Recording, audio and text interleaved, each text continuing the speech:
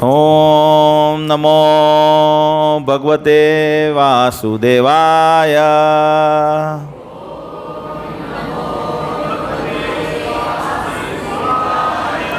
ઓમ નમો ભગવતે વાસુદેવાય.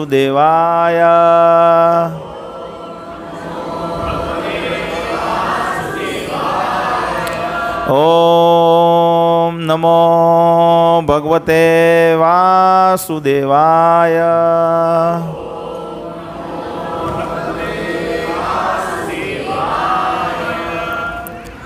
નમો વિષ્ણુપાદાય કૃષ્ણપિસ્થાય ભૂતલે શ્રીમતે ભક્તિવિકાસ સ્વામી નીતિ નામિને.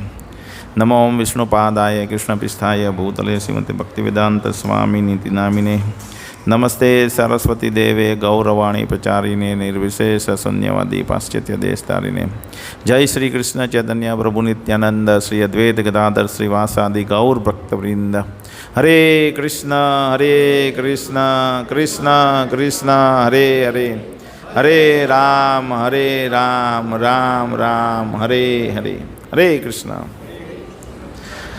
તો સત્ર 2 એકચ્યુઅલી સત્ર 3 છે. ત્રીજું સત્ર, ત્રીજો દિવસ ઓવરવ્યૂ કોર્સમાં તમારું બધાનું સ્વાગત છે. ભાગ 2, સત્ર દિવસ 3 પણ બીજો ભાગ. આજે ગયા વખતે આપણે શું જોયું હતું?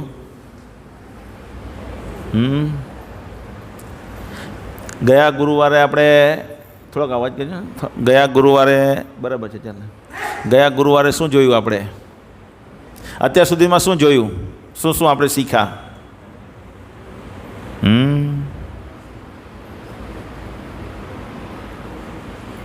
ઓવરવ્યૂ કોર્સમાં દરેક વ્યક્તિ આપણે આનંદની ખોજમાં છીએ.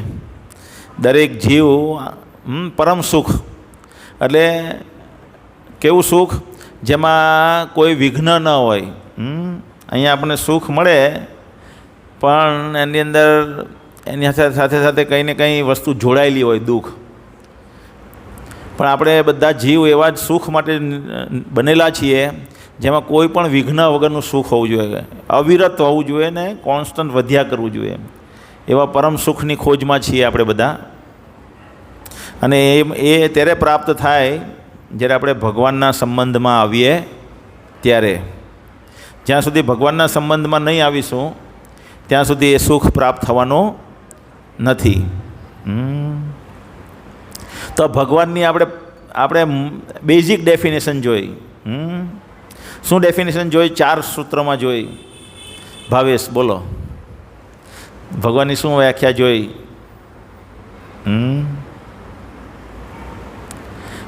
ભગવાન બધી વસ્તુના સ્ત્રોત છે, કર્તા છે. ભગવાન માલિક છે બધી વસ્તુના. ભગવાન પરમ ભોગતા છે અને ભગવાન પરમ નિયંત્રક છે. આ 4 વસ્તુ આપણે જોઈ. વધારે ભગવાન વિશે જાણવું હોય તો આપણે શું કીધું કે શાસ્ત્રમાંથી વધારે માહિતી ભગવાનની વિશે મળી શકે. અને એ માહિતી દ્વારા એમાં શાસ્ત્રમાં એ પણ માહિતી છે કે ભગવાનને આપણે જ્યારે જાણીશું પછી આપણે એની સાથે સંબંધ કેવી રીતના સ્થાપિત કરી શકાય એ પણ માહિતી શાસ્ત્રોમાં છે. તો આપણે જોયું શાસ્ત્રો એટલે જ્ઞાન મેળવવાનો સ્ત્રોત. તો જ્ઞાન મેળવવાના કેટલા માર્ગ છે? આપણે 3 માર્ગ જોયા. જ્ઞાન મેળવવાના કેટલા માર્ગ છે? 3 માર્ગ. કયા માર્ગ? નિલેશભાઈ?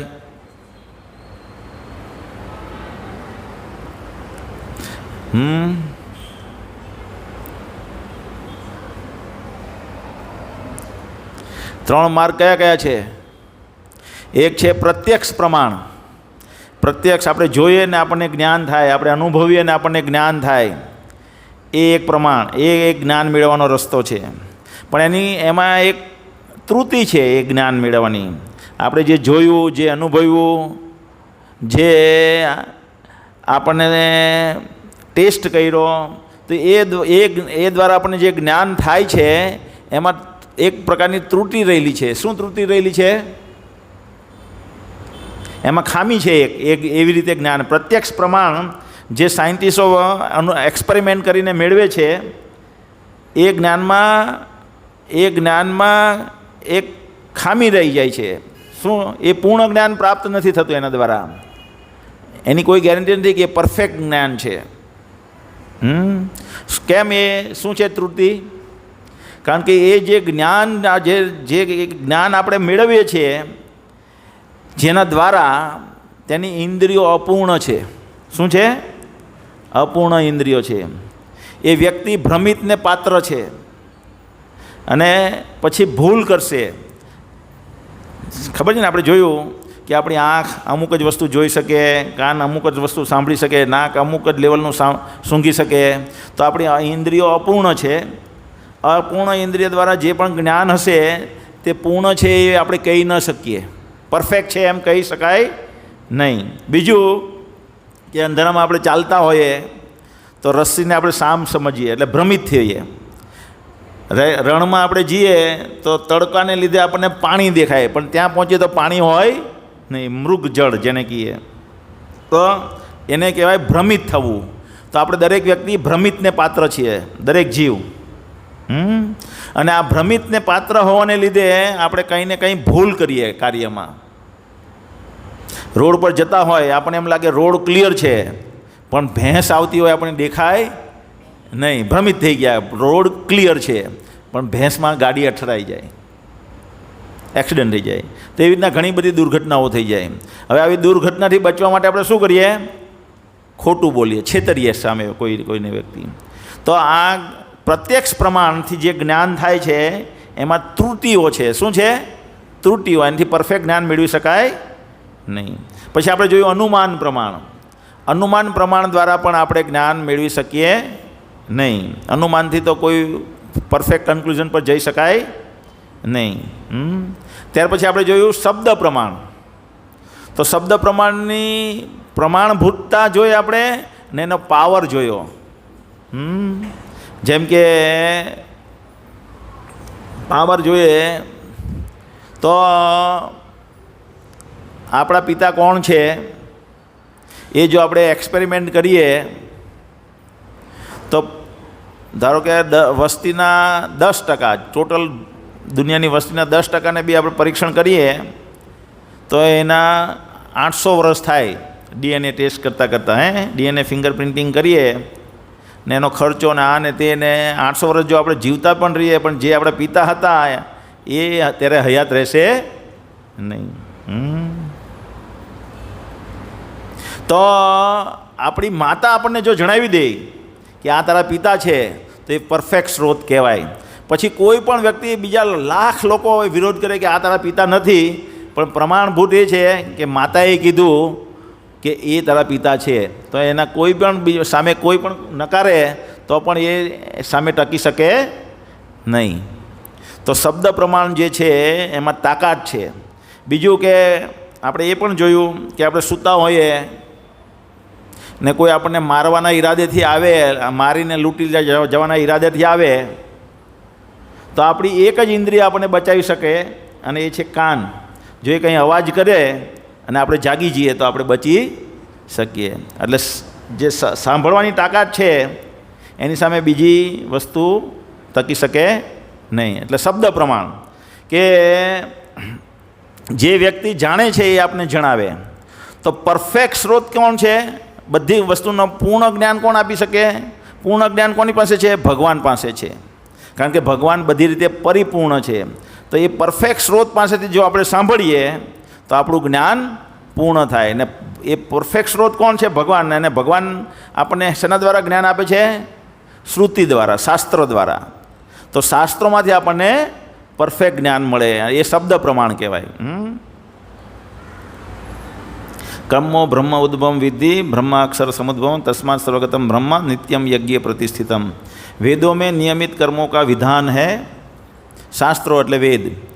वेद साक्षात श्री भगवान परब्रह्म से प्रकट हुए हैं. फलतः सर्वव्यापी ब्रह्म यज्ञ करो में सदा स्थित रहते हैं. तो આપણે આ બધું જોયું ગયા. પ્રત્યક્ષ પ્રમાણ, અનુમાન પ્રમાણ, શબ્દ પ્રમાણ.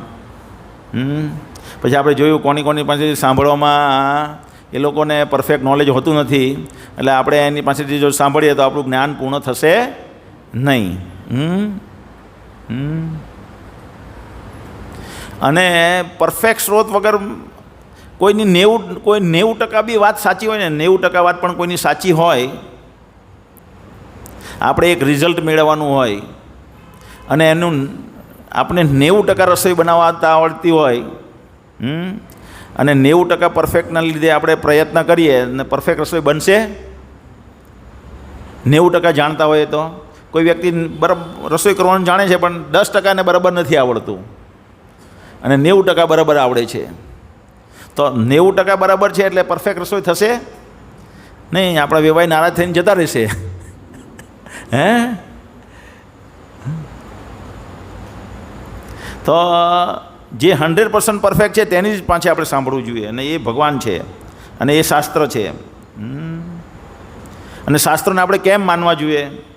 તો આપણે જોયું કે એણે જે પણ ભવિષ્યવાણી કરી છે, શાસ્ત્રો તો 5000 વર્ષ પહેલાં લેખિત થયા. એ પહેલાં શબ્દ પ્રમાણ શ્રુતિધર લોકો હતા, એટલે બધા મૌખિક પરંપરામાં જ્ઞાન ચાલતું હતું.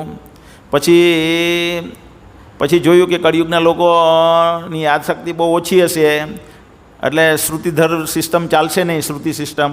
એટલે એને લેખિત કર્યા શાસ્ત્રોને લેખિત કર્યા, તો એમાં 5000 વર્ષ પહેલાં જે લખેલું હતું તે અત્યારે પણ સાચું પડી રહ્યું છે. એ આપણે જોયું. બીજું, અમુક વસ્તુ આપણે જે શાસ્ત્રોમાં લખ્યું છે તે અત્યારે અમુક વસ્તુના અત્યારે આપણને જ્ઞાન થઈ રહ્યું છે. જેમ કે માના ગર્ભમાં શિશુનો વિકાસ, એ તો 5000 વર્ષ પહેલાં બધું A to Z લખેલું છે. હવે સોનોગ્રાફીની શોધ હમણાં થઈ ત્યારે ખબર પડી કે એ એની સાથે બેઠું મેચ થાય છે. બીજું, અમુક વસ્તુ છે કે માના ગર્ભની બહાર શિશુનો વિકાસ થાય, ટેસ્ટ ટ્યુબ બેબીનું નોલેજ શાસ્ત્રોમાં વર્ણન છે, પણ માના ગર્ભની બહાર શિશુનો વિકાસ થાય એનું નોલેજ અત્યારે સાયન્ટિસ્ટોને નથી, એ ત્યારે પણ હતું. બીજા બધા અસ્ત્રો વિદ્યાની જે શસ્ત્રો જે છે, અંતર્ધાન શસ્ત્રો, એવું બાણ ચલાવે કે બધા ગાયબ થઈ જાય દેખાતા. એવું અત્યારે એવો કોઈ બોમ્બ બન્યો નથી કે અંતર્ધાન થઈ જાય, બોમ્બ ફોડે ને લોકો દેખાતા બંધ થઈ જાય, જીવતો હોય ને દેખાતો બંધ થઈ જાય. એક બાણ મારે ને વાવાઝોડું સર્જાય, એવો પણ કોઈ બોમ્બ બન્યો નથી. એક બાણ છોડે ને વરસાદ આવે ને મોટી રેલ આવે ને બધાને તણાઈને લઈ જાય, એવું પણ કોઈ શસ્ત્ર અત્યારે શોધાયું નથી. ખાલી એક ન્યુક્લિયર બોમ્બ છે, તે અગ્નિ અસ્ત્ર જેવું એની ઇક્વલમાં બેસી શકે. તો એક અસ્ત્રનું અત્યારે નોલેજ છે, એક કેમિકલ વેપનની નોલેજ થયું છે, 2. પણ એવા કેટલા બધા નોલેજ છે, શબ્દવિધિ બાણની નોલેજ અત્યારે કોઈને નથી. બીજું, બ્રહ્માસ્ત્ર જે હતું તે અશ્વત્થામાએ છોડ્યું, એની એક્યુરેસી જુઓ કે જેને મારવા માટે છોડે તેને જ મારે. અત્યારે તો એક બોમ્બ નાખે તો કેટલાઓને નિર્દોષ માણસોને મારી નાખે. પેલા અશ્વત્થામાએ પરીક્ષિત મહારાજને મારવા માટે, ઉત્તરાના ગર્ભમાં પરીક્ષિત મહારાજ હતા, એમને મારવા માટે બાણ છોડ્યું તો ખાલી પરીક્ષિત મહારાજ પર જ એટેક થયો, એની મા ઉત્તરાને કંઈ ન થયું. ખ્યાલ આવ્યો ને? તો એવા અસ્ત્રો અત્યારે હજી પણ શોધાયા નથી.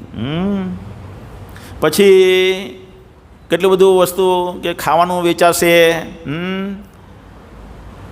શક્તિશાળીને જ ન્યાય મળશે, તે અત્યારે આપણે જોઈ રહ્યા છે. બધી વસ્તુ શાસ્ત્રોમાં લખેલી છે, જે કલયુગની આગાહી તે અત્યારે સાચી પડી રહી છે. તો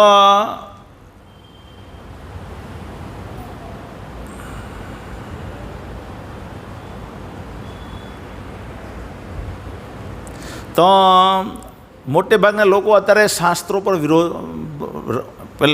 ભરોસો નહીં રહ્યો. મોટે ભાગના લોકોને એ શું કહે છે કે એ આઉટડેટ થઈ ગયા, કે જે અત્યારે કોમ્યુનિકેશન સિસ્ટમ છે, અત્યારે કોમ્યુનિકેશન શું મોબાઈલ કોમ્યુનિકેશન સિસ્ટમ છે, એવી શાસ્ત્રોમાં કોઈ નોલેજ હતું નહીં. એ લોકોને એવું માનવું છે. એ લોકો શાસ્ત્રને પૂરા અભ્યાસ કર્યા વગર બોલે છે.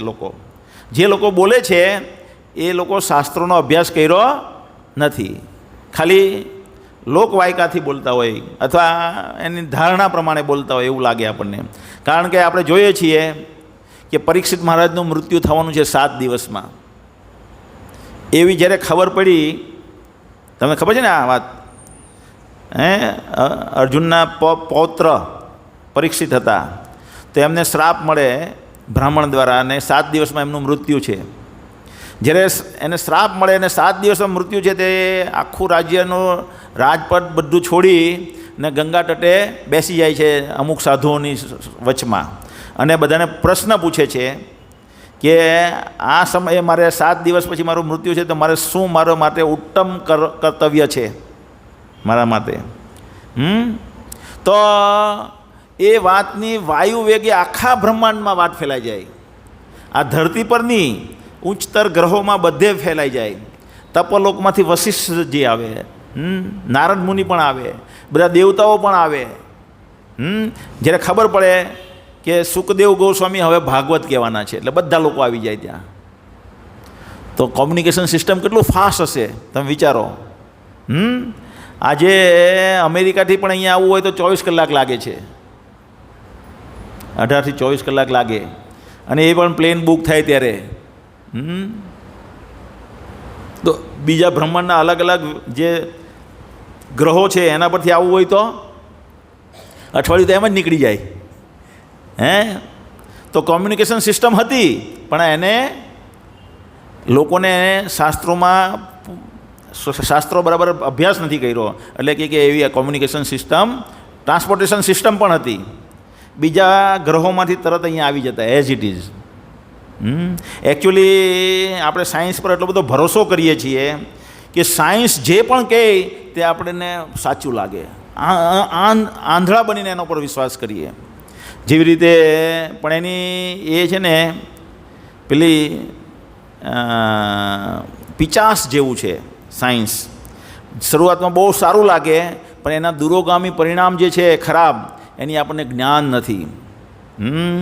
વચમાં પેલી ગાય દૂધ નહીં આપે તો એના માટે એક ઇન્જેક્શન આવેલું હતું, સંશોધન થયેલું. તમારા કોને કોને ખબર છે? એનો પાનો છૂટે એટલે ગાય વધુ દૂધ આપે.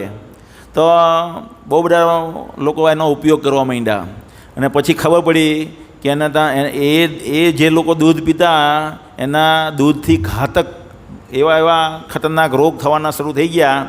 એ ખાસ કરીને ગુજરાતમાં શરૂ થયેલું હતું, અને પછી ગવર્મેન્ટ એના પર પ્રતિબંધ મૂકી દીધો. તો શરૂઆતમાં બહુ સારું લાગ્યું, સાયન્સે સંશોધન કર્યું, દૂધ બહુ આવે, પણ અંતે દુષ્પરિણામ આવ્યું.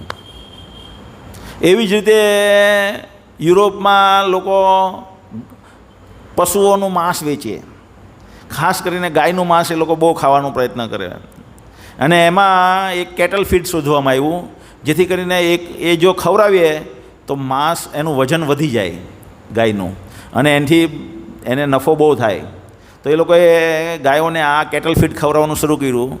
તો એના દ્વારા મગજના બ્રેઇન ટિશ્યુઓમાં કાણા પડવા માંડ્યા. પછી એના પર પણ પ્રતિબંધ મૂકી દેવામાં આવ્યો.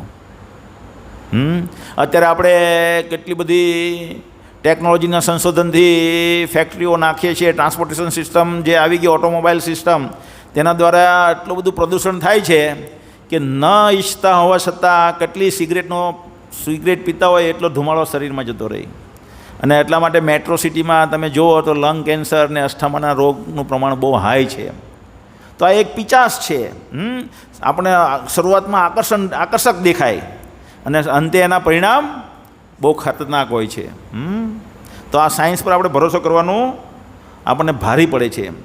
ને આપણે શાસ્ત્રોને આધારે જે જીવન જીવતા હતા એ કેટલું નિર્મળ જીવન હતું, એ આપણે ગયા વખતે જોયું. તો વેદ જે છે એ પરફેક્ટ કેમ છે? એ અપુરુષય કહેવાય. આપણી જેવા સામાન્ય વ્યક્તિએ નથી લખ્યા. વેદ વ્યાસ જે ભગવાનના સત્યાવેશ અવતાર છે એમણે એની રચના કરી છે. તો બે દ્રષ્ટિએ આપણે જોઈશું કે વેદ વ્યાસ જે છે એ એક સામાન્ય વ્યક્તિ નથી. પહેલાં શાસ્ત્રો આધારે જોઈશું. તો શાસ્ત્રો આધારે શું છે કે એ ભગવાનના સત્યાવેશ અવતાર છે. તતઃ સપ્તદેશે જાતા સત્યવત્યામ પરાસત ચક્રે વેદતરો શાખા દ્રષ્ટવા પુંસો અલ્પમેધસઃ 17वा એટલે 17મો अवतार ते माता सत्यवती અને पराशर मुनि के वहाँ वेद व्यास का अवतार हुआ और उन्होंने वेदों की शाखाओं को विभाजन किया। हैं भगवानना तीजा भागवतमना तीजा स्कंधમાં ભગવાનના અલગ અલગ અવતારનું વર્ણન છે, 24 અલગ અલગ અવતારોનું। તેમાં 17મો અવતાર આ છે કે વેદ વ્યાસનો જન્મ થયો, સત્યવતી માતા સત્યવતી અને પરાશર મુનિને ત્યાં શ્રીમદ ભાગવતમ 1:3-29 अवतीर्णो महायोगी सत्यवत्याम परासत उत्सन्नान भगवान वेदा अनुजाहार हरि स्वयं। अवतीर्णो हरि स्वयं हरि अवतरित थया। स्कंद पुराण में श्लोक है। तो शास्त्रों प्रमाण है कि वेद व्यास ये भगवानना अवतार है। એટલે ઘણા લોકોને આપણે ભગવદ્ ગીતા કહીએ તો એ કે એ તો એક સામાન્ય માણસે જ લખી ને, આપણને એમ જ ગઈ એ લખી તો કોઈ સામાન્ય કોણે કીધું કે ભગવાને લખી છે? ભગવાને કીધું એવું કોણ માને? કેવી રીતના માને? આપણે કહે કે નથી કહેતા લોકો? તમને એવો અનુભવ થયો? અમે જ્યારે ભગવદ્ ગીતા વેચવા જઈએ ત્યારે બહુ બધા લોકો કહે કે આ તો તમે કહો કે ભગવાને કીધેલી છે ભગવદ્ ગીતા, પણ લખેલી તો કોઈ સામાન્ય વ્યક્તિએ જ છે ને, ભગવાને લખી એવું ભગવાને લખી એ કોણ જોવા ગયું? આપણને એમ બધા કહે છે। તો એ વેદ વ્યાસ દ્વારા લખવામાં આવેલી છે ભગવદ્ ગીતા। બધા શાસ્ત્રો, મોટે ભાગના શાસ્ત્રો વેદ વ્યાસ દ્વારા લખવામાં આવ્યા છે। અને વેદ વ્યાસ જે છે એ ભગવાનના સત્યાવેશ અવતાર છે। હવે તમે જો વેદ વ્યાસે કેટલા બધા શાસ્ત્રો લખ્યા। તમે એક પુસ્તક લખો, ધારો કે આપણે એન્જિનિયરિંગ કોલેજમાં હોઈએ તો ઇલેક્ટ્રિકલ્સના લોઝની બુક આવે, BL થરેજા। કોણ છે એન્જિનિયરિંગ સ્ટુડન્ટ? છે કોઈ આમાં? BL થરેજા આવે ને? તો BL થરેજાએ કેટલી પુસ્તક લખી? 1 લખી, 2 લખી કે 3 લખી હોય, અને એ ઇલેક્ટ્રિકલ રિલેશનમાં લખી હોય। પછી એણે માઇક્રો પ્રોસેસર વિશે નહીં લખી શકે, એ કોઈ બાયોલોજીના ટોપિક પર નહીં લખી શકે। જે બાયોલોજીના ટોપિક પર લખતો હોય એ પાછો સાયન્સ એટલે ઇલેક્ટ્રિકલ કે મેકેનિકલ કે ઇલેક્ટ્રોનિક્સ વિશે નહીં લખી શકે, એને એનું નોલેજ હોય નહીં। આપણે જોઈએ એક ડૉક્ટર કિડનીનો સ્પેશિયાલિસ્ટ બને, કોઈ ખોપરીના સ્પેશિયાલિસ્ટ હોય, કોઈ આંખના। હવે ખોપરીના સ્પેશિયાલિસ્ટ હોય એને આંખ બહાર નીકળી ગઈ, તમે બતાવો તો એ ઓપરેશન કરી શકે નહીં। તો એકમાં આટલા બધા વર્ષ પ્રયત્ન કર્યા પછી શેમાં? એકમાં નિપુણતા હાંસલ કરે। હવે તમે વેદ વ્યાસના શાસ્ત્રો જુઓ તમે બધા, તો એમાં એક વસ્તુનો સમાવેશ થઈ જાય। એસ્ટ્રોનોમી, જ્યોતિષશાસ્ત્ર, આયુર્વેદ, ધનુશાસ્ત્ર, એક કોઈ પણ ફિલ્ડ એવું નથી કે જેમના વિશે વેદ વ્યાસે લખ્યું નહીં હોય। તો એક વ્યક્તિ એટલી બધી ફિલ્ડનું લખી શકે તો એનામાં અસામાન્ય શક્તિ થઈ કે ન થઈ? થઈ ને? તો લોજિકલી પણ આપણે કહીએ કે એ અસામાન્ય વ્યક્તિ હતા, અપુરુષય છે એ, અને શાસ્ત્રો કહે છે એ તો ભગવાનના સત્યાવેશ અવતાર છે। અને આ શાસ્ત્રો જે છે એ સનાતન છે, એટલે એ નોલેજ તો છે જ, પણ એને કમ્પાઇલ કરીને લખાણ કરી આપ્યું વેદ વ્યાસે બધું।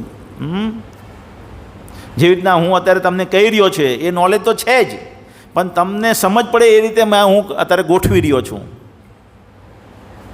નોલેજ તો છે જ, એ જ્ઞાન તો ભગવાનનું બનાવેલું જ છે। તો એવી રીતે શાસ્ત્ર જે છે એ સનાતન છે, અને જો એ સનાતન હોય તો આપણે જોઈએ છીએ કે પ્રલય થાય, આ જગતનો પ્રલય થાય તો એ શાસ્ત્રો વેદ રહે ક્યાં? ખ્યાલ આવે છે કે નથી ખ્યાલ આવતો? જેમ કે આપણે પણ સનાતન છીએ, તો આપણો જ્યારે પ્રલય થાય ત્યારે આપણે ક્યાં જઈએ? તો એ આપણે આગળ એડવાન્સ કોર્સમાં જોઈશું। પણ અત્યારે આપણે કે પ્રલય થાય ત્યારે શાસ્ત્રો ક્યાં જાય? શાસ્ત્રો જેવી રીતે આપણે જોયું કે શાસ્ત્રો જે છે એ કોઈ પણ વસ્તુ મશીન બને તેની સાથે મેન્યુઅલ રૂપે આવે હાથે, એવી જ રીતે આ જેવી રીતે આ લેપટોપ બને તો લેપટોપને કેવી રીતના ઓપરેટ કરવાનું એની હેલ્પ સિસ્ટમ અંદર લખેલી હોય, અને એ રીતે જો આપણે ઓપરેટ કરીએ તો પરફેક્ટ ચાલશે। પણ આપણે આપણી મનમાની રીતે ચલાવવા જઈએ તો એને રીતે ચાલશે નહીં। એવી રીતે કાર હોય તો કારનું પણ એક મેન્યુઅલ આવે, વોશિંગ મશીન હોય તો વોશિંગ મશીનનું પણ એક મેન્યુઅલ હોય। તો એવી રીતે આ બ્રહ્માંડ છે, એ બ્રહ્માંડની અંદર એક આ યંત્ર છે, એની અંદર આપણે કેવી રીતે રહેવું જેથી કરીને આપણે સુખમય રીતે રહી શકીએ અને જે જીવનનો ઉદ્દેશ છે એને પ્રાપ્ત કરી શકીએ, એનું વર્ણન શાસ્ત્રોમાં છે. તો એ શાસ્ત્રો સનાતન છે, કાયમ માટે રહે. જ્યારે પ્રલય થાય ત્યારે આ ગોલોકનો મેપ છે, ભગવાનના ધામનો, કૃષ્ણલોક છે, એના 4 દ્વાર છે. તમે જો અહીંયા તમને વંચાતું નહીં હોય, પણ આ 4 દ્વાર છે ને, ત્યાં ઋગ, યજુર, સામ અને અથર્વ, આ ચારે એક દ્વાર પર એ પુરુષ તરીકે બેસે છે. એટલે આ જે જ્ઞાન વેદ છે એ પુરુષ તરીકે, ભગવાનના ધામમાં બધું ચિન્મય છે, કંઈ પણ વસ્તુ જડ નથી, બધી વસ્તુ જીવંત છે. આ માઇક્રોફોન ત્યાં ભગવાનના ધામમાં હોય તો એ માઇક્રોફોન મારી સાથે વાત કરીએ કે અહીંયા જળ છે, અને હું તોડી નાખું તો પણ એને કોઈ ફિલિંગ આવશે નહીં. આ જળ કહેવાય, આનામાં ફિલિંગ નથી.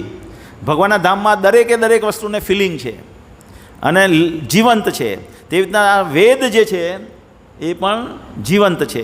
બીજી રીતે આપણે જોઈએ તો જેમ વરુણદેવ છે, તો વરુણદેવ એક વ્યક્તિ છે અને સાથે સાથે પાણીનો જળાશયોનું નિયંત્રણ કરે છે એની શક્તિ દ્વારા.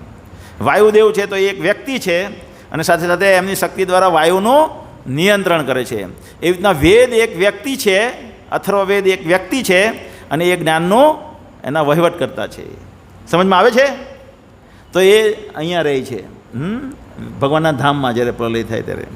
ઓરિજિનલી એ ત્યાંથી આ જગતમાં આવે છે. કેવી રીતે આવે છે?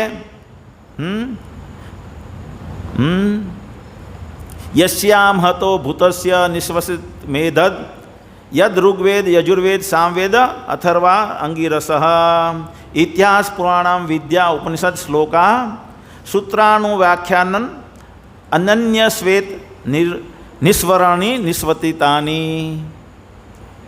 ऋग्वेद, यजुर्वेद, सामवेद और अथर्ववेद, इतिहास, पुराण, उपनिषद, ब्राह्मण द्वारा उच्चारित किए गए श्लोक और मंत्र, सूत्रों एवं आध्यात्म विद्या और सूत्रों एवं मंत्रों के विवरण, ये सब भगवान के श्वासों से उत्पन्न हुए हैं.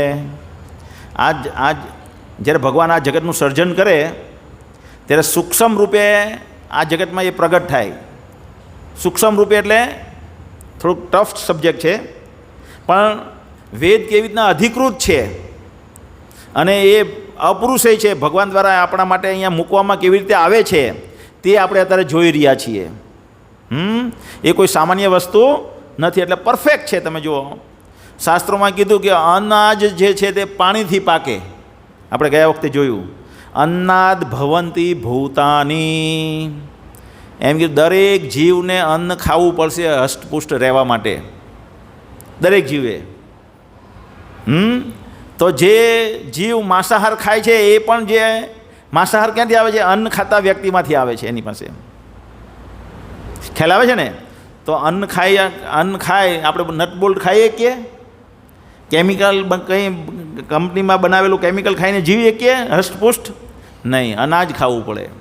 અને અન્નાદ ભવંતી ભૂતાની પર્જન્યો અન્ન સંભવ.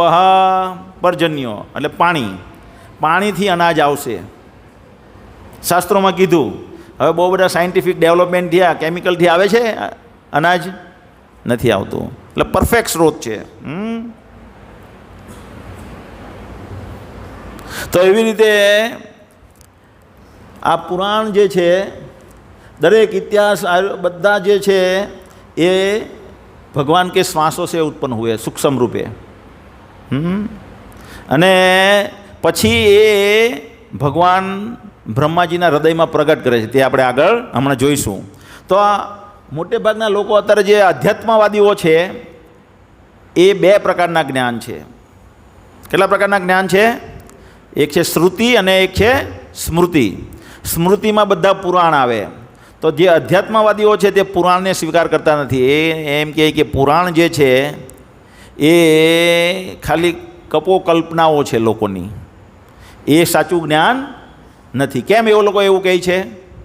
અહીંયા પણ કીધું જ છે કે પુરાણ ભગવાનના શ્વાસોમાંથી ઉત્પન્ન થયું છે, પણ એ લોકો, અમુક લોકો જે શાસ્ત્રોને પુરાણોને સમજી નહીં શકતા બરાબર, કારણ કે પુરાણોમાં બધી ક્લેશ થાય એવી વાતો છે, એ લોકોના મનને ગ્રહણ નહીં થાય.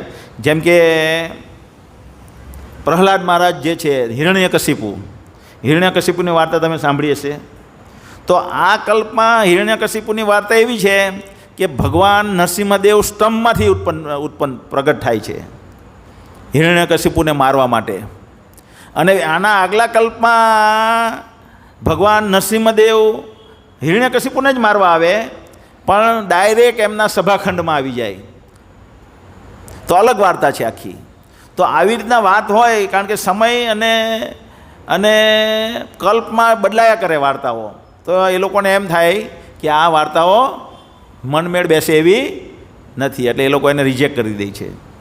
પણ અહીંયા કીધું છે કે પુરાણાનામ એ બધું ભગવાનના શ્વાસમાંથી ઉત્પન્ન, એટલે એ શાસ્ત્રો છે જ પહેલેથી જ છે. હવે ભગવાન દ્વારા બ્રહ્માજી કો વૈદિક જ્ઞાન કા ઉપદેશ, એટલે એ જ્યારે ભગવાને પ્રગટ કર્યા અને સાથે સાથે જેમ કે સ્કૂલમાં બુકમાં પણ જ્ઞાન હોય, સાથે સાથે શિક્ષક વિદ્યાર્થીને શીખવે પણ, તેવી જ રીતે શ્વાસથી શાસ્ત્રોને ઉત્પન્ન કર્યા અને બ્રહ્માજીના હૃદયમાં જ્ઞાન ઉત્પન્ન કર્યું.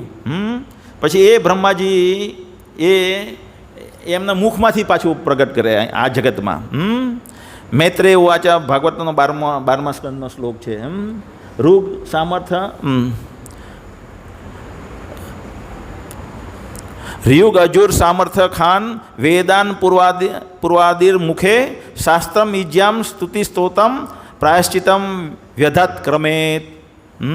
કે શ્રીમદ ભાગવતમ ત્રીજા સ્કંદનો 12મા અધ્યાયનો 37મો શ્લોક છે કે આ ચાર વેદ છે એ ભગવાન બ્રહ્માજીના 4 મુખેથી પ્રગટ થયા. ત્યાર પછી અને પછી એ બ્રહ્માજીએ એમનું જ્ઞાન, શાસ્ત્રનું જ્ઞાન નારદજીને કરાવ્યું.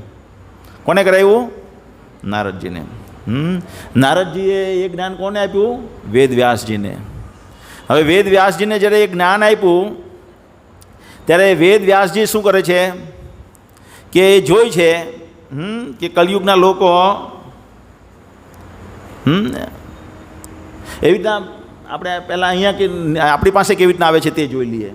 ભગવાન કૃષ્ણએ એ જ્ઞાન બ્રહ્માજીને આપ્યું, બ્રહ્માજીએ નારદજીને આપ્યું, નારદજીએ વ્યાસદેવને આપ્યું, વ્યાસદેવે ચૈતન્ય મહાપ્રભુને આપ્યું, એ ભક્તિવેદાંત પ્રભુપાદ પાસે આવ્યું ને અત્યારે આપણી પાસે આવી રહ્યું. એવી રીતના પરંપરામાં એવમ પરંપરા પ્રાપ્તમ ઇમમ રાજર્ષયો વિદુ, કે આ જ્ઞાન જે છે એ પરંપરામાં આપણને પ્રાપ્ત થાય છે, એના મૂળ રૂપે આવે છે. તો એનો મતલબ રહે છે. જો મૂળ રૂપે નહીં આવે તો એનો મતલબ રહેતો નથી. ગીતા 4થા અધ્યાયનો 2જો શ્લોક. હવે એ વેદ વ્યાસજી પાસે જે જ્ઞાન આવ્યું તો એક વેદમાં જ્ઞાન આવ્યું, એક જ લાઈનમાં.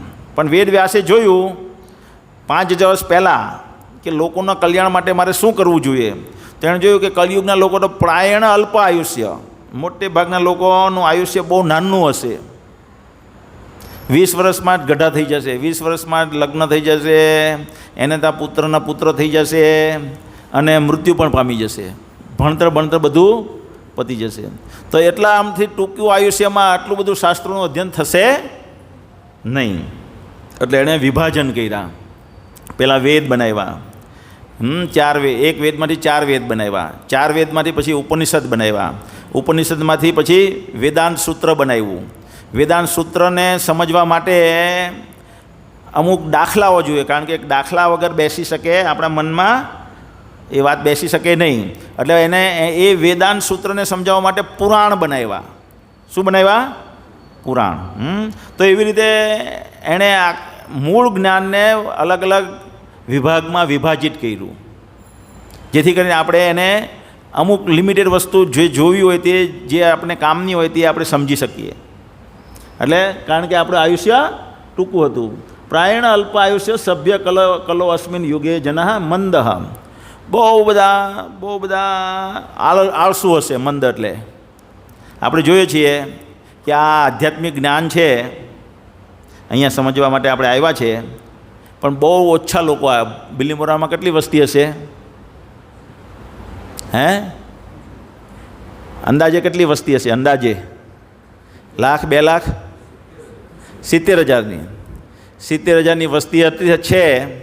એમાંથી 100 જેવા છે, 100-150 જેવા. 150 લોકો આ જ્ઞાન મેળવવા માટે આવ્યા છે. પણ જો ઐશ્વર્યા રાય આવી હોય તો કેટલા બધા જતા રહે ત્યાં જોવા? હે?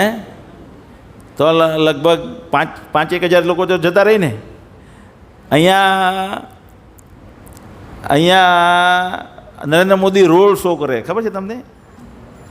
રોડ શો કરે તેમાં બધા લોકો આવે પોતાના ખર્ચે ડીઝલ બાળીને રોડ પર તડકામાં ઊભા રહીને એક જણને ખાવાનું નહીં આપે. એક જણને ખાવાનું નહીં આપે. હે? અને તો બી લોકો કેટલા બધા હજારોની સંખ્યામાં ભેગા થાય. અને અહીંયા તમને બધાને પંખાની હવા આપીએ, ઠંડક આપીએ અને સાથે સાથે પ્રસાદ આપીએ. જે આધ્યાત્મિક બીજનું વાવણ થાય તમારામાં, જેથી કરીને ધીમે ધીમે ચેતના ખુલશે. અને આ અત્યારે જે સમજ નથી પડી રહી તે બધું ક્લિયર થઈ જશે. દરવાજા ખુલ જાય બંધ અકલ કા તાલા. હે? ખાઈ કે પાન, આપણે ભાઈ પ્રસાદ ખાઈને અકલનું તાળું ખોલવાનું છે. આપણું તાળું કેનથી ખુલશે? પ્રસાદથી. તો આ પ્રસાદ એટલે ખાઈએ છીએ. પણ લોકો આળસુ છે. એટલે કહેવાનો મિનિંગ શું છે? આળસુ. આધ્યાત્મિક જ્ઞાન મેળવવા માટે આળસુ છે. મંદ સુમંદ મતયો. અને સુમંદ મતયો એટલે બિલકુલ યાદશક્તિ નહીં હશે એ લોકોની, જરાક પણ યાદશક્તિ નહીં. અને મંદ ભાગ્ય હિ ઉપદ્રતા. અને ભાગ્ય પણ એ લોકોનું એકદમ નિમ્ન કક્ષાનું હશે. જો કોઈ સાચું જાણવાનો પ્રયત્ન કરશે તો બહુ રેર લોકો હશે જે સાચું જ્ઞાન પરોસતા હશે. બહુ રેર લોકો એવા હશે જે વાસ્તવિક ભગવાનનું જ્ઞાન પરોસતા હશે. વાસ્તવિક શાસ્ત્રનો ઉદ્દેશ જે છે એ સમજાવવાવાળા છે. અને હિ ઉપદ્રતા. અને મોટે ભાગે બધા ઉગ્ર રહેશે. નાની નાની વાતમાં ઝઘડા થઈ જશે, નાની નાની વાતમાં કોર્ટ કેસ કરશે.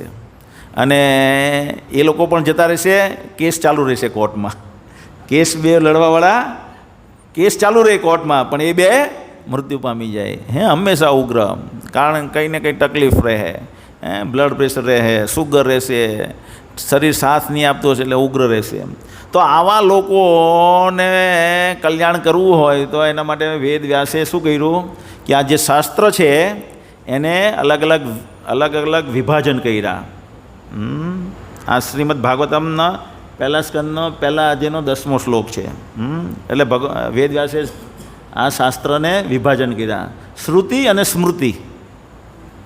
શ્રુતિ એટલે સાંભળવાથી જ્ઞાન થાય તે, અને સ્મૃતિ એટલે પુરાણ. હવે આ ચાર્ટ છે એ આ ચાર્ટ સમજાવવા માટે 10 દિવસનો સેમિનાર છે. કેટલા દિવસનો? 10 દિવસનો. પણ અત્યારે હું તમને ખાલી ઉપરથી તમને સમજાવું. શ્રુતિમાં શું આવે? વેદ, ઉપવેદ અને વેદાંગ. શું આવે? વેદ, ઉપવેદ અને વેદાંગ. અને વેદ એટલે ઋગ્વેદ, યજુર્વેદ, સામવેદ ને અથર્વવેદ. અને પછી એના જ બીજા 4 વિભાગ. સંહિતા આપણે કહીએ ને, મનુસંહિતા. મનુસંહિતા શેના માટે છે? મનુસંહિતા શેના માટે છે? આપણે આ જગતમાં કેવી રીતના ઊંઘવું, કેવી રીતના સૂવું, કેવી રીતે ખાવું, કેવી રીતે બેસવું, કેવી રીતે સ્નાન કરવું, કેવી રીતે ટોયલેટ જવું, એક વસ્તુ ડિફાઇન છે. એક વસ્તુ ડિફાઇન છે ને એ પ્રમાણે આપણે વર્તવું જોઈએ, પણ આપણને એનું કોઈ નોલેજ નથી. અને એ બધી વસ્તુ આપણને ફાયદો આપે. એવી રીતના નિયમ પ્રમાણે આપણે કરીએ તો બધું ફાયદો આપીએ. પણ મોટી કલિયુગના લોકો આવા નિયમને પાલન કરી શકે એવા અવસ્થામાં જ નથી. અહીંયા બેસી નહીં શકીએ આપણે 1 કલાક સરખી રીતે. શું કરીએ નહીં શકીએ? 1 કલાક બેસી નહીં શકીએ તો બીજા બધા નિયમ કેવી રીતના પાલન થવાના? સંહિતા, બ્રાહ્મણસ, આરણ્યકસ ને ઉપનિષદ. આ 4 વિભાગ છે. પછી ઉપવેદાસ, પછી વેદાંગસ. એમાં શિક્ષા, એમાં પેલું નિર્કુટી, છંદસ ને જ્યોતિષ. આ વેદાંગનો ભાગ છે, જ્યોતિષશાસ્ત્ર. અત્યારે જ્યોતિષશાસ્ત્ર સાચું છે પણ એને જાણનારા કોઈ નથી, એટલે તમને ગણતરી કરીને બતાવી શકે નહીં. ભક્તિ સિદ્ધાંત સરસ્વતી પ્રભુપાદના જે ગુરુ મહારાજ હતા એ છેલ્લામાં છેલ્લા પરફેક્ટ જ્યોતિષ હતા. એ જ્યોતિષ જોતા નહીં પણ એને પરફેક્ટ જ્યોતિષનું નોલેજ હતું એમ કહેવાનું. એ તો પ્રચાર કરતા હતા ભગવાનના જ્ઞાનનો. પછી સ્મૃતિ. આ સ્મૃતિ જે છે એમાં જે આ શ્રુતિને જ્ઞાનના સિદ્ધાંતને વ્યવસ્થિત સમજાવીએ કે એ સ્મૃતિ અલગ અલગ ઋષિઓ દ્વારા એડ થતું જાય, પણ એ વેદ વ્યાસના સિદ્ધાંતને સમજાવવા માટે એ જ સિદ્ધાંત, એ સિદ્ધાંતની બહારનું કોઈ નોલેજ નહીં હોય. જેમ કે અત્યારે આપણે બધા બજારમાં ધાર્મિક પુસ્તકો લેવા જઈએ તો એ પોતાની મનમાની રીતે લખેલા હોય. એ વેદ વ્યાસના સિદ્ધાંતને સમજાવવા લાગતા હોય તો એ શાસ્ત્ર કહેવાય, પણ વેદ વ્યાસને સમજાવતા સિદ્ધાંતો નહીં હોય તો એ શાસ્ત્ર કહેવાશે નહીં. ઘણા બધા એવા છે, અત્યારે હું કહું નહીં, નામ નહીં આપી શકું, કારણ કે તમારી એ મેચ્યોર્ડ અવસ્થા નથી. શું છે? મેચ્યોર્ડ અવસ્થા નથી. તો આ સ્મૃતિમાં શું આવે? બધા રિચ્યુઅલ્સ. રિચ્યુઅલ્સને શું કહે ગુજરાતી શબ્દ? રિવાજો. તંત્ર, પંચરાત્ર. પંચરાત્ર એટલે આ ભગવાનની આપણે પૂજા મંદિરમાં કરીએ ને, કૃષ્ણ ભગવાનની વિષ્ણુ મંદિરમાં તમે જાઓ ત્યારે જે પૂજા થતી હોય તો એ પૂજાના નિયમ શેમાં બતાવેલા છે? પંચરાત્રમાં. આ પંચરાત્રમાં. પછી પુરાણ. પુરાણમાં કયા છે? 18 પુરાણ આપણે જોયા. 6 સત્વગુણી, 6 તમોગુણી, 6 રજોગુણી, અને એના ઉપપુરાણો બીજા આધાર છે. પછી ઇતિહાસ. ઇતિહાસમાં શું આવે? રામાયણ અને મહાભારત. અને પછી 6 દર્શન છે આપણે ત્યાં, ષડદર્શન કહેવાય ને. 6 દર્શનમાં વેદાંત સૂત્ર આવે, કર્મ મીમાંસા આવે, ન્યાયશાસ્ત્ર આવે, વૈશાખી આવે, યોગ આવે અને સાંખ્ય યોગ આવે. તો આ 6 દર્શન છે. તો આ બધી રીતે ડિવિઝન કર્યું વેદવ્યાસે, જેથી કરીને આપણે સ્પેસિફિક વસ્તુ વાંચી શકાય. આપણે કોઈ વસ્તુ શોધવી હોય તો, અથવા બધાનું વસ્તુનું સચોટ જ્ઞાન જોતું હોય તો કેવી રીતના આપણે આટલું બધું વાંચવા જઈએ તો આપણે તો અલ્પ આયુષ્ય ધરાવીએ છીએ. વાંચી પણ ન રહીએ એક વખત, સિંગલ વખત વાંચી પણ ન એકાય આટલા બધા શાસ્ત્રો. આના કેટલા 1 ખરબ શ્લોક થાય છે. કેટલા શ્લોક થાય છે? આ ભગવદ્ ગીતા છે ને, એમાં કેટલા શ્લોક છે? 700 શ્લોક.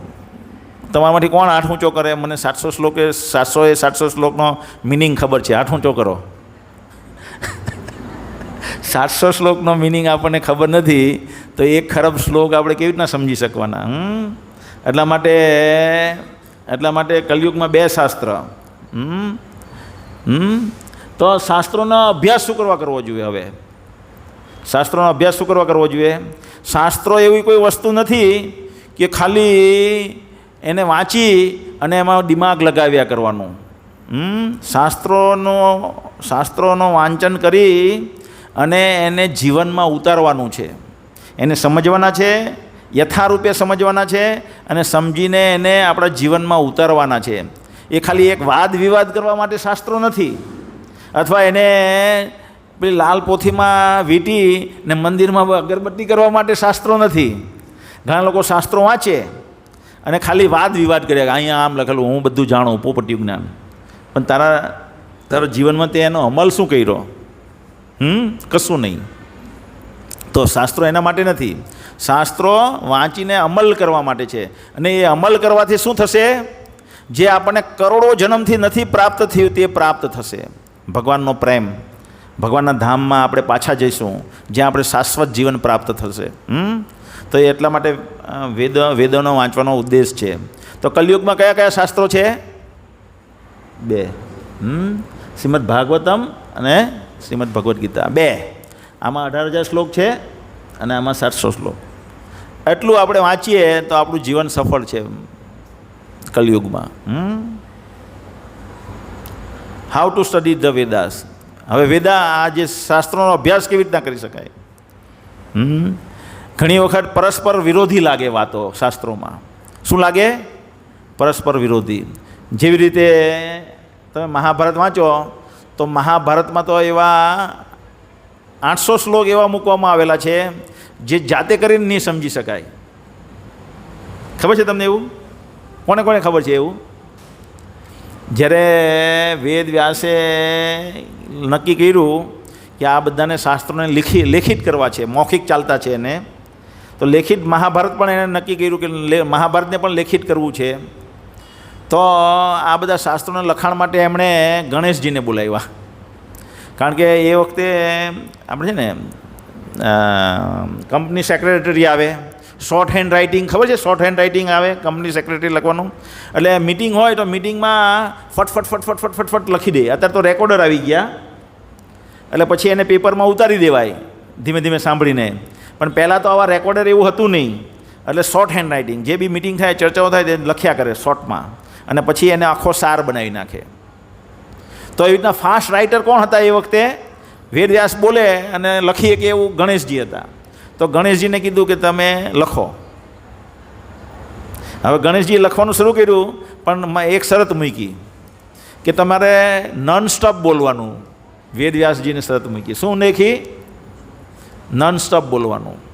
વેદવ્યાસે બી એક શરત મૂકી સામે કે જ્યાં લગીને તમને મિનિંગ નહીં ખબર પડે ત્યાં સુધી તમારે લખવાનું. એટલે વેદવ્યાસ શું કરે? અમુક શ્લોક બોલે, પછી એક શ્લોક દ્વિઅર્થી મૂકી દે. કહેવાનો મિનિંગ એક જ હોય, પણ દ્વિઅર્થી મૂકે. એટલે ગણેશજી વિચારવા માંડે, અને વિચારવા માંડે ત્યાં લગીને બીજા શાસ્ત્રો, બીજા શ્લોકનું મનમાં આયોજન થઈ જાય ત્યાર પછીના. હેલે ને? એટલે અમુક વસ્તુ એવા બધા શ્લોકો છે જે દ્વિઅર્થી હોય, આપણે સમજી શકીએ નહીં. ભગવાન કૃષ્ણ ભગવદ્ ગીતામાં આ મારો મત છે. ઘણા લોકો આવી રીતના ભગવદ્ ગીતામાં વાંચે ને, સમે યુક્તો તમો મત, ભગવાન કે આ મારો મત છે. એટલે લોકોને કન્ફ્યુઝ થાય કે હવે આ ભગવાન એમ કે મારો મત છે તો એની પછી બીજો કોઈનો પણ મત હોવો જોઈએ. તો ભગવાન સર્વોપરી નહીં થયા, ભગવાનથી પણ કંઈ ચડિયાતું હોઈ શકે. એટલા માટે શાસ્ત્રો જે છે એ પ્રોપર આચાર્યોના માર્ગદર્શન હેઠળ સમજવા પડે. પરસ્પર વિરોધી વાત આપણે સમજી શકીએ નહીં. તો એના માટે જેમ કે શિવપુરાણમાં શું કીધું? શિવ જ ભગવાન છે, શિવ જ સર્વે સર્વા છે, અને શિવ જ ભગવાન છે. અહીંયા વિષ્ણુ પુરાણમાં એમ કીધું કે વિષ્ણુ સર્વે સર્વા છે અને વિષ્ણુ જ ભગવાન છે. અને ભાગવત પુરાણમાં કૃષ્ણ જ સર્વે સર્વા છે અને કૃષ્ણ જ ભગવાન છે. તો હવે આ ત્રણ શાસ્ત્રોમાં અલગ અલગ કીધું, તો હવે આના કન્ક્લુઝન પર કેવી રીતના આવી શકાય? પરસ્પર વિરોધી થઈ ગયું ને. એટલા માટે આને સમજવા માટે શું જરૂર છે? ગુરુની જરૂર છે, આચાર્યોની જરૂર છે, પ્રોપર શિક્ષકની જરૂર છે કે જે આનો મિનિંગ અહીંયા આમ કહે છે ત્યારે શું થાય છે, અહીંયા શું કહે ત્યારે શું થાય છે, એ સમજવા માટે ગુરુની લાયકાત જો હોય છે, ગુરુની આવશ્યકતા છે. તો હવે આપણું આગળનું સત્ર શું છે? ગુરુ કોણ? જેવી રીતે સ્કૂલ અને કોલેજમાં આપણે જઈએ, તો શું હોય? સ્કૂલમાં જ્યારે ટીચરને નિયુક્ત કરવામાં આવે ત્યારે એની લાયકાત હોય તો નિયુક્ત થાય, લાયકાત વગર નિયુક્ત થશે નહીં. તો એવી જ રીતે આધ્યાત્મ જ્ઞાન આપવા માટે પણ લાયકાત હોવી જોઈએ. અને એ લાયકાત શું કહેવાય તે આપણે આગલા ગુરુવારે જોઈશું. હરે કૃષ્ણ. કોઈને કંઈ પ્રશ્ન હોય તો અહીંયા પૂછી શકે છે. એક પ્રશ્ન કે બે પ્રશ્ન લેશું, અને ત્યાર પછી પ્રસાદ પછી જેને પણ ચર્ચા કરવી હોય તે ચર્ચા બધા ભક્તો સાથે મારી સાથે કરી શકે છે. હરે કૃષ્ણ.